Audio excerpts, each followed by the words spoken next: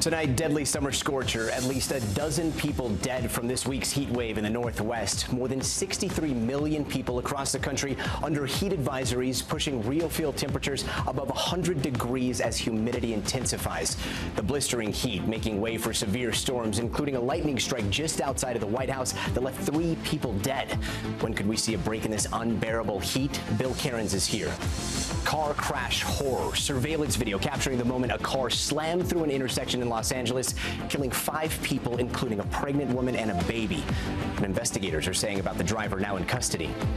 Massive job growth. The U.S. economy adding 528,000 jobs in July, more than double what economists predicted. Does that mean a recession is still coming? Plus, Thai nightclub tragedy. More than a dozen people killed after the packed bar burst into flames during a concert. The horrifying scene sending partygoers running for their lives, some with their clothes still on fire. Cheney slams Trump. The former VP calling former President Trump a coward in a new ad for his daughter's re-election campaign. How the ad is landing after Trump-backed candidates swept in primaries across the country. And everything worthy to binge this weekend, from the Pretty Little Liars reboot to a new song from Drake and DJ Khaled, and a movie you're not going to want to miss. Top Story starts right now.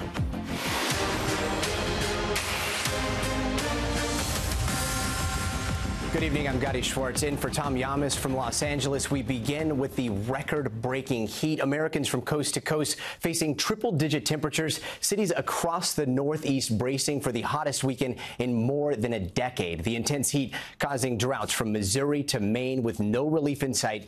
Officials now warning the problem is likely to get worse. Severe storms bearing down on the mid-Atlantic, Tennessee, hard-hit Kentucky. Millions of people in the region under flood watch until Sunday night. The National Weather Service warning this latest bout of rain could devastate eastern Kentucky and western Virginia, and they're still recovering from last week's deadly floods. Bill Cairns is here with what to expect for the weekend, but first we begin with Sam Brock, who leads us off from Miami. Doctor, thank you. Still ahead tonight, Cheney versus Trump, the bold new ad from the nation's former second-in-command, Dick Cheney, defending his daughter and bashing Donald Trump ahead of Wyoming's primary, plus an SUV plowing through a parade in New Mexico, wounding more than a dozen people. What we know about the driver behind that chaotic scene, and the devastating fire that ripped through a Pennsylvania home, killing 10 family members. Top Story is just getting started.